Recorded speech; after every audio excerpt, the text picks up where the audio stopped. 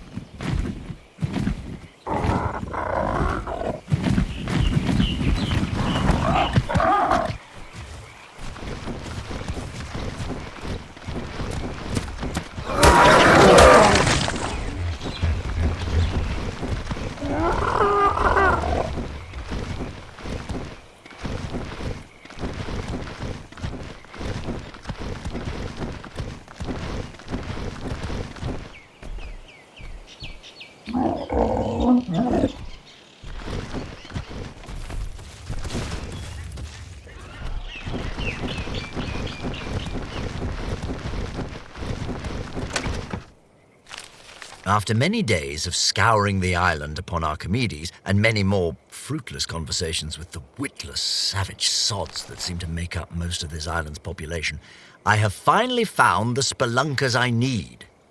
A tribe to the northwest called the Iron Brotherhood has apparently found 3 artifacts themselves, and it's clear that said relics share an origin with my own. In exchange for my artifact, the Brotherhood agreed to report any findings to me straight away as they continue their search. What stupendously good fortune!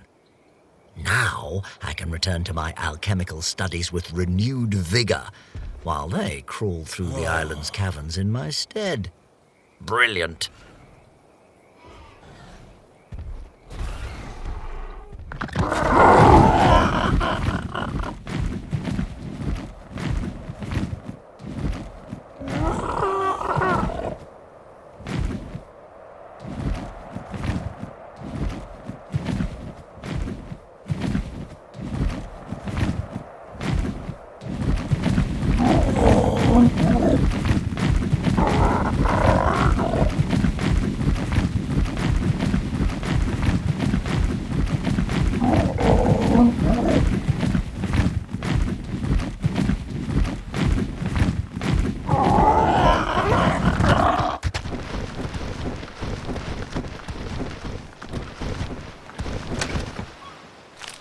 These tribal negotiations give me a headache every time.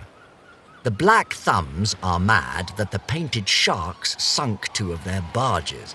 But the Painted Sharks say that the barges were too close to Southern Haven, and they were perfectly within their rights to sink them, as per the Southern Isle Accords. Typically, neither side is willing to budge. What a bother. I'll soon mind-wipe the lot of them and return to my studies. Alas, such is the fate of the island's most respected neutral entity. At least the Painted Sharks brought some fresh fish. Perhaps I'll side with them.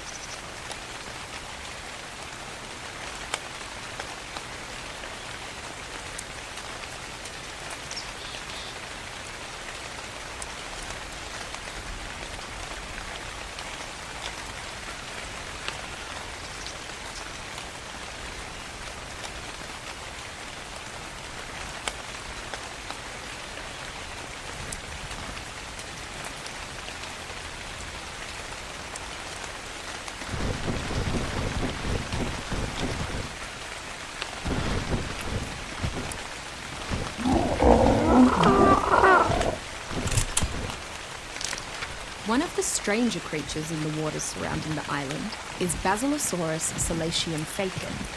It's a powerful swimmer, which is adapted to the shallows so remarkably well that it rapidly recovers from injuries when near the water's surface. Conversely, it's vulnerable to deep water pressure, which slowly causes it harm. Basilosaurus is usually closely followed by other predatory creatures, as its eating habits leave plenty of scraps for scavengers to consume. It is a gentle creature towards humans and happily laps up food directly from them. However, the creatures that trail the Basi tend to become dangerously enraged whenever this occurs, as it leaves no leftovers for them. Despite the hassle of engaging with its ornery followers, many tribes still attempt to tame the Basilosaurus, as its mammalian, warm-blooded circulation provides a rider with perfect comfort from both heat and cold. Being apprehensive in nature, Basilosaurus is a defense mechanism that prevents it from being stunned or shot. Alternatively, Basilosaurus is hunted, perhaps too vigorously, for its special blubber, which can be efficiently refined into gasoline.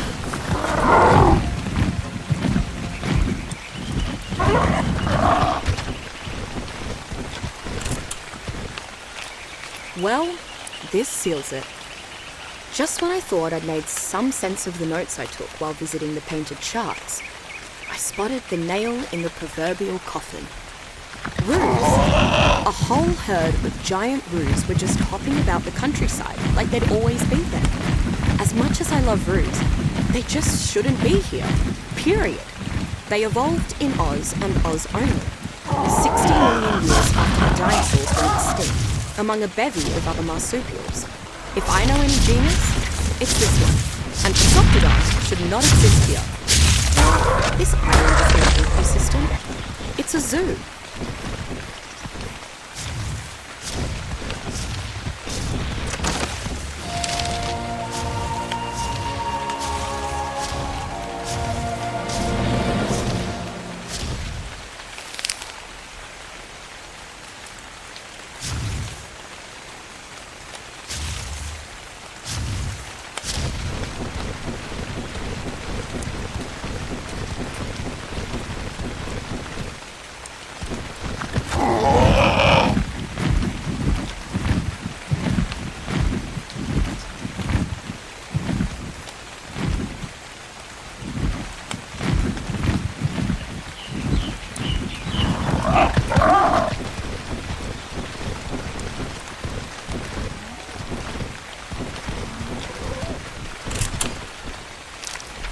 Microraptor narrolongus is one of the smallest non-avian dinosaurs on the island. Incredibly fast for its size, Microraptor is a voracious carnivore, aggressive towards anything regardless of size. Microraptor fancies itself an apex predator. It will attack humans on sight, especially if it's not alone. When hunting, Microraptor's speed is only one of its assets. While not quite capable of sustained flight, its wings allow it to stay aloft for several seconds while jumping. This allows Microraptor to attack its prey's vulnerable areas, as well as search for small river fish. Notable, the creature also tends to use this ability to knock oblivious humans off of their mounts. While not a powerhouse against armed enemies, Microraptor is particularly suited to dismounting enemy riders. Microraptors' natural tendency to attack weaker creatures means they can ignore the mount while attacking the rider with leaps of fury.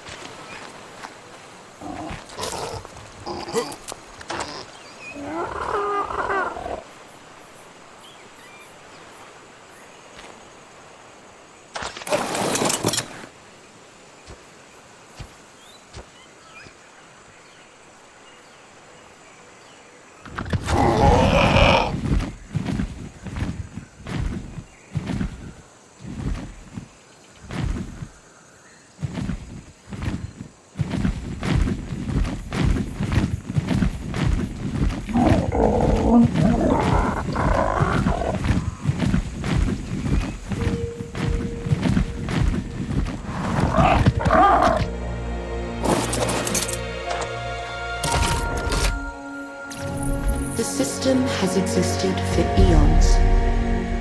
Considering all the variables, it has adapted well. Much like you, it has toiled to reach its goals. And it has overcome many obstacles. However, the scale is larger. The struggle is longer. In organic beings, age can slow reflexes and dull thought. Not so with the system. The speed and efficiency of its calculations are not in doubt. One could argue they're the problem. If a function has a 0.001% chance to cause an error, but it's only run a dozen times, an aberration is unlikely. But a trillion times? Then it's inevitable. More time, more errors. A drop turns to a trickle. A trickle becomes a trickle. As I said, everything is finite. The system is no exception.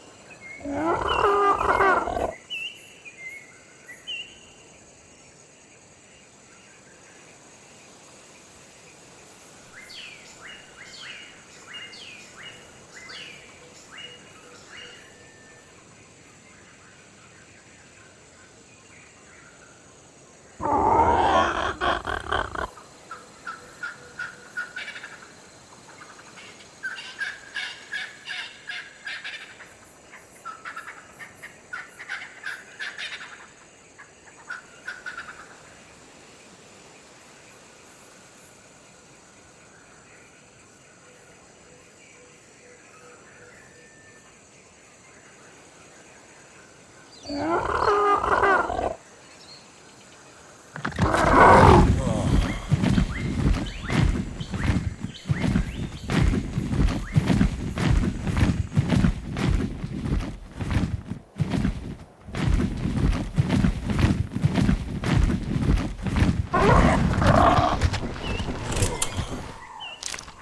best adjective to describe Canis maxdyris is scary.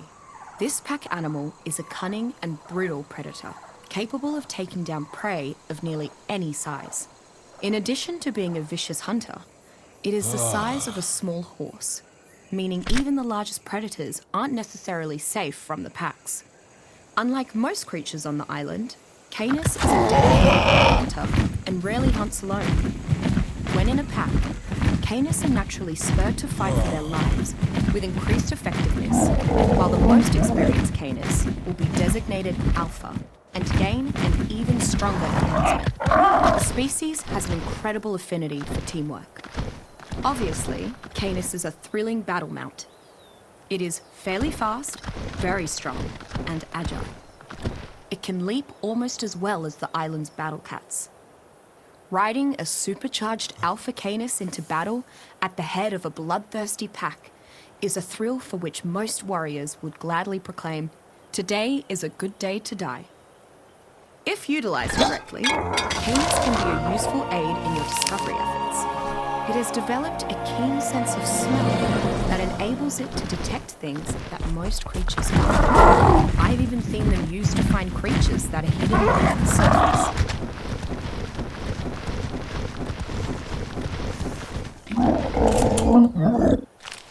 I suppose it was a bit naive of me to think that someone with the moniker of Beast Queen would roll out the red carpet. I guess I got used to all of the friendly treatment that being an associate of Rockwell's earned me. She did let me stay at least. And she hasn't instructed her dinosaurs to kill me yet, so that's a positive. Not that she'd really need the dinosaurs. If that glare of hers gets any more intense, I'll probably just burst into flames on the spot. Struth, I hope she eases up. Sifting through raptor excrement with someone watching is harder than...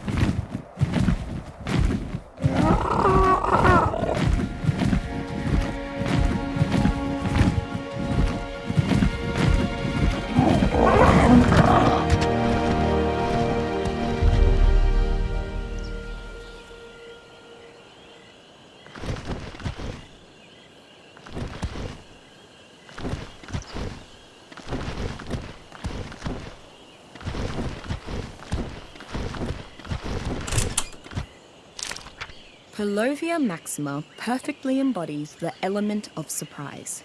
Though nenictodopids such as Palovia were once thought to be herbivores, I discovered that this creature is in fact a patient hunter of the most intelligent sort. After burrowing beneath the jungle floor, Palovia enters a state of hibernation and can go extended periods without any food. When some unfortunate creature eventually wanders by, Palovia bursts forth from the ground, tearing into its prey with its large canines before the victim can react. Though Palovia is ill-suited to the life of a mount, its usefulness in staging an ambush or as a village guardian cannot be understated. With a tamed pack of Palovia, one could assemble an organic minefield of deadly claws and teeth. However, any ambushes using Palovia must be planned well in advance, as it will refuse to hibernate.